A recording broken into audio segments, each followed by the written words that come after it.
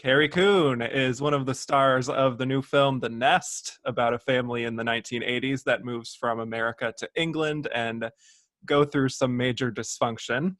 I'm Kevin Jacobsen of Gold Derby, here with Carrie. And to start off, I'm curious just what aspects of this project just stood out to you more than other scripts or other offers that maybe you encountered. Well, the first thing that stood out was that it was an offer, that somebody wanted me to be the leading lady in a film, which if you've been following my career, you know, that doesn't always happen for me. So, there are very few scripts that are really about women that come out, and there's going to be the same sort of 10 or 12 women being considered for those, and I'm not one of them. So it was firstly really flattering. Secondly, I'd seen Martha Marcy May Marlene, and so I knew about Sean's sensibility, his vocabulary. I had some friends in that movie who had a good experience, but the script was so finely wrought, and the relationships were so clear, and there were such specific relationships between the family members. And mostly it was also a 50-50 movie. I mean, it really felt like a true leading part and not just a supporting wife. And then most importantly, I'd never seen marriage dealt with this way. Normally there's a divorce, there's a death of a child, there's an infidelity, but this was really just about marriage. Marriage is almost the character in the movie, and it also felt really authentic. My parents had a really egalitarian marriage for the 80s, I would say. And so it was really familiar to me. And also, I grew up in a rural area. So this idea of this woman who's able to kind of have one foot in the mucking a stall and another foot in, play acting, this very ritzy lifestyle was, something I could relate to. So, I mean, I thought it was really, really smart. Yeah, and Allison is another one of your characters that is very complex and not always the easiest to sum up in like a sentence or two. But I think, she's gotten used to sort of the materialism of the 80s. And I think on some level, she still loves her husband, but that relationship has really become strained. She's also a progressive woman, but she's also kind of unsatisfied with some aspects of her life. So very three-dimensional, very human character. So how were you able to just get a sense of who Allison was? Well, Sean, if Sean were sitting here with us, he would say, in his estimation, there's no person who's only one thing. And so it's always important for him when he's writing a character to make sure that they do contain multitudes, dualities, they contain, inconsistencies, really. And so all of that is in the script. I truly could just walk out with Sean's script and start acting it, and we would be most of the way there. It's really kind of all on the page. But I find that one of the best ways into it for me was the horse training, because that is a particular kind of groundedness. When I had done some informal writing, but never the kind of equestrian training you see in the film. And for Sean, his mother and his sister both trained horses, so he had a very specific idea about what that looked like. And the thing that you learn is that you can't lie on a horse. They feel everything in your body. And if you betray any lack of confidence or anxiety, they're going to go off and follow the leader because they're pack animals, or they're just going to do whatever they want because you're not in charge. And to have to center yourself in that way is so instructive. And it was like, oh, this is who she is. She's the tether. She's the ground underneath Rory's feet. And yet, he's the kind of dreaming he's doing is really intoxicating. And who wouldn't want to be enrolled in that dreaming? And she's got a taste of it, like you say, of good fortune. Yeah, and even though this can feel contemporary, it is a period piece taking place in the 80s. So how much did you factor in that context into your performance? The idea that this is a woman who's steeped in this culture of the 80s, and also she's kind of fighting back against the societal stuff, but also still very much in that world. One of the great things about the fact that it was a period piece is also about the way we go from America to the UK. Because what's great about it is that though America has a class system, it's not as stratified or as overt as the one in the UK. And so it was nice to give Allison some really distinct obstacles to push back against, which I think would have had to been more subtle if it was set in America. So that was really interesting. And I also think that the slow kind of revelation of what's really underneath that marriage, that it's not actually as equal as it seems. And what the movie does is take Allison out of her her life as an entrepreneur. You know, she's working, she's a working mom, and kind of thrust her into almost purely being a housewife in a way she hasn't been before. And I just think it just allows us some distance from the issues we're still struggling with. That's what great period films do, is they give you a little bit of space to contemplate things that are actually still very present, but you know, with the distance of considering it as a period piece. And so in addition to that, I think it's very tastefully 80s. Sometimes I think that stuff really hits you over the head, but I think it allows also a contemporary person to enter the story because it's not so overt. It's sort of the most tasteful version of it. It feels very real. And we had a great costume designer, Matthew Price, and Emma Scott, who did our hair and makeup. And they're just really, they were really on board with Sean's vision. Yeah, the clothes, the hair, it was all fabulous. Really you know? fabulous, right? And it was Yeah. important for me because not playing a leading lady very much, I needed to feel like walking into those frames, I looked like I belonged there, you know. That's and true. They really, That's right. really helped. Yeah.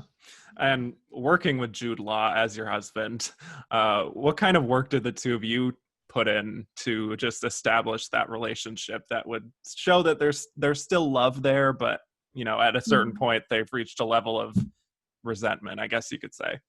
Yeah, right. They've got some tacit agreements that need to be examined. Well, we had one prep day with Sean where I had a baby actually pretty recently before we started the film. And so they actually came to New York and we went up to a conference room and we hashed out a little bit about their backstory, and Sean filled us in on some of the ideas and we got to ask questions. And then we really didn't see each other until we started shooting in Toronto. And we had a day with the kids, with Una Roche and Charlie Shotwell on the set, just to kind of hang out and get to know each other. And it was so seamless. And Jude is such a generous scene partner and person. He's just a really open person and really smart, and also wanted to make sure the kids felt empowered to make choices, artistic choices in the scenes. So he really set the tone for that, which I was grateful for, because you know, it can be really intimidating to walk into a movie with somebody like that. But he's so down to earth. And this house, this country house that you eventually end up in, it really becomes a character in and of itself, as much as it's a cliche to say. You know, it's big and it's expansive, but it's almost like you just become so much more isolated than you were before, and there's that element of dread and fear. I'm curious if the house itself, you know, your environment actually helped you in any way to just draw something out of your character, even more than you were expecting, maybe. Well, you know, it is a fish out of water story. And so I'm an American in the UK as much as Allison is an American in the UK. So there was that, because we don't have, that house is 700 years old. You know, some of the facade is from the 13th century. I mean, it's extraordinary. And the family still lives there in an apartment in the building. And so you might be shooting a scene and a bookcase would open and the patriarch would come through to get his reading glasses. You know, it's just, it's like the cliche of an old English manor house. But I didn't realize till about halfway through the shooting that our production design team had actually made it look older and more run down than it actually appeared. You know, they do weddings there. It's a beautiful house, but they had done all this fine work to give it that quality. And I had no idea that it was not real. So that was extraordinary. But it's gosh, we did fill it with a lot of laughter, though. As tense as the movie feels, we had a really beautiful, extraordinary time in that place. But you feel the history and you hear the sounds, and it's all very, very lush to work in. Yeah. Yeah. And this is a movie that's requiring so many different emotions from you. You know, you spend a lot of the film just listening and reacting to things around you, but then there's other scenes where, you know, you're doing this totally wild dance or there's, you know, the argument scenes, or later on you have this big emotional scene that I won't spoil, but I'll just say that you are asked to express a level of sorrow. So was there any particular scene here that you just found the most challenging to try to pull off? You know what I've always found is that the thing you think is going to be the most challenging almost never is. And for me, you know, you think of a big emotional set piece like the one you talk about at the end of the film that I won't spoil, and you think, okay, that's going to be a big day. But in some ways, maybe because of the kind of work women are asked to do, that stuff actually ends up being easier than you think.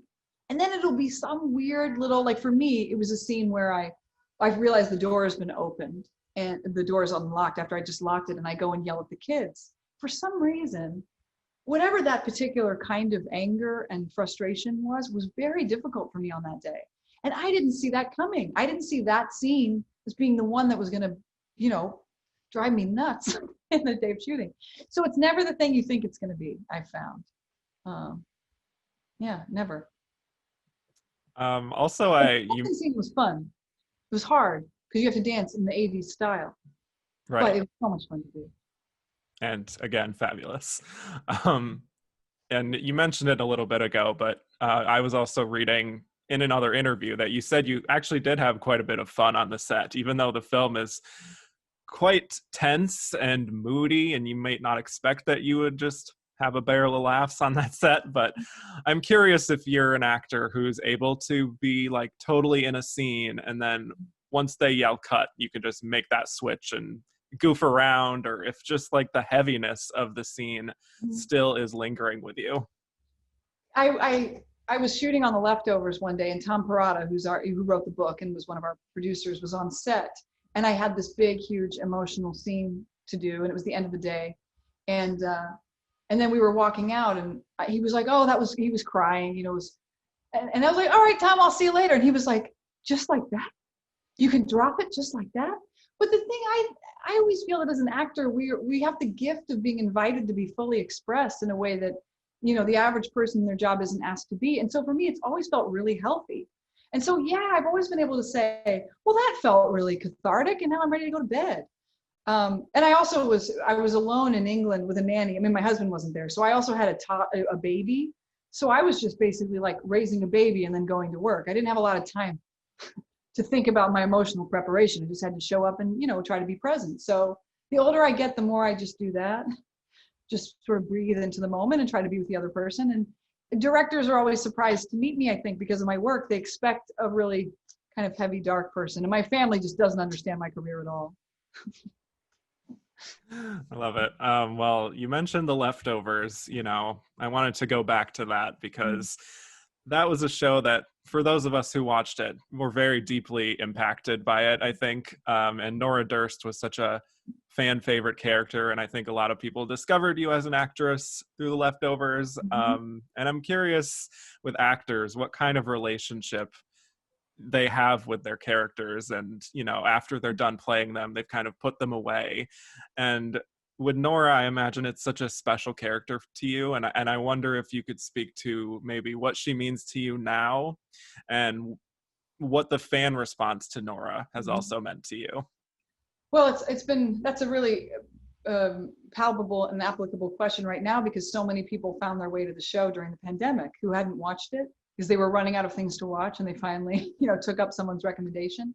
So I've been hearing I've been asked about the show a lot because, of course, 2% of the population disappears, and there's collective grieving, and just very applicable. But for me personally, I learned a lot about myself working on that part, because there's a way that Nora Durst walks into a room that wasn't necessarily the way I walked into a room. There was a rootedness, even just in her voice, that wasn't necessarily where I started. And so there's a kind of backbone to her that I am so grateful for, that I didn't have. Not that I didn't have, I guess it was in there, but I didn't know how to use it, or, you know, I just, as a woman, you have to advocate for yourself in a different way in the world. And she really helped me figure that out. And as far as interactions with fans, I mean, there's nothing trite about it. As you point out, people who appreciate the show have a very specific connection to it, usually, often related to their own grief. And I am so privileged to get to hear from people how important it was in whatever moment they found it. And that is, I mean, as an artist, that you don't get much more gratifying than that. So it's deeply satisfying. And I'll tell you this, I never get recognized. The only people who ever recognize me are Leftovers fans. I've never been recognized on the street for Gone Girl, for The Sinner. It's always Leftovers people. Or they'll hear my voice and they'll whip around and say, "Are you Nora Durst?" So it's really interesting. Like, their connection's so strong. They're the only people who know who I am. So it's amazing. great. Yeah. Well, perhaps on a more trivial note, since we're an awards website, I have to ask about your history in that regard. Mhm, You won the Critics' Choice Award for The Leftovers. mhm. Here at Gold Derby, we've given you quite a few Gold Derby Award nominations and a Yes, win. yes, thank you. Um, you were nominated for an Emmy for Fargo a few years ago, Mhm. and that year you were nominated with it was such a banner year because you were nominated with Nicole Kidman and Reese Witherspoon, Yeah, Jessica Lange, Susan yeah, Sarandon, Felicity Huffman, yep, like pretty hilarious. literal like Oscar winners and nominees. Uh, do you have any memories from that night or just from that experience of being nominated with your peers that you Mhm. just look back on fondly?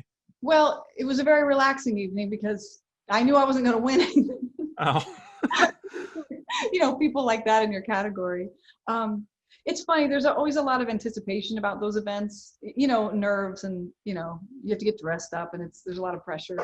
But the thing that Tracy and I always discover when we go is that what really happens is that you just see a bunch of people that you haven't seen in a long time that you really love, and people that you worked with a few years ago, or somebody that you got to see sort of like take a big step forward this year. Or Ann Dowd, when Ann Dowd won, I was just screaming. I mean, I thought they were going to take me out of the building because I'd gone to the bathroom and came back, and they thought I was just a seat filler who was losing my mind to get attention. but it's that's the most gratifying part of those moments, is get to see those people, or even just people that you really admire, that you would like to work with someday. Just see them in a room is really, I don't know, I find it really inspiring, actually. So that's what I remember most. It's just seeing people I love, like William Jackson Harper and I did a play 5 years ago, and to see him now getting his own show on HBO and to run into him at the Emmys, it's just like, that's the good stuff. You see good people doing good work getting recognized is really moving. well, you also have a few projects coming up. You're going to be in the new Ghostbusters movie, Ghostbusters Afterlife, which, I mean, it feels like a change of pace, relatively speaking. I could be wrong, haven't seen it yet, but is there anything you Yeah. can tease about that, or the Gilded Age, or anything else you have coming up? Well, I'm ticking off some boxes. I don't get to do comedies very often, and Ghostbusters is a comedy. You know, and I was really surprised when Jason Reitman came a calling. Again, it's really flattering to be asked to do something, and I really loved the script. I read the script and I really loved it, and that's not easy to do, to take a franchise like that and try to give it a new life. But Jason grew up on the set. He's the perfect person to illuminate that legacy, and it's told with such love and such heart and such good fun. I think everyone will have an appetite for it when it comes out. So I had a great time, and Paul Rudd. It's just like, I'm just so lucky. I get to work with all these charming, attractive men. And then, and The Gilded Age is a period piece, and I've gotten to do that work on stage, but I've never gotten to do it in TV and film. Where, frankly, let's compare the budgets of a theater to a TV and film industry. It's just extraordinary what the artists on this set are able to do, and the costumes, and it's just everything you think it would be. And not to mention, it's filled with a roster of great New York theater actors who won't be going back to the theater anytime soon. So it's a privilege to be working with them right now as we bide our time. And it's just a lot of fun. And I think it speaks to the moment we're in, actually, in some really unique ways. So I'm having a great year. Yeah, I love it. Looking forward to both of those. And for those of you watching now, hit like and subscribe for more award season interviews, and head to goldderby.com to make your Oscar predictions, all kinds of predictions. Carrie, thank you so much for talking to us today. Thank you. I really appreciate your time.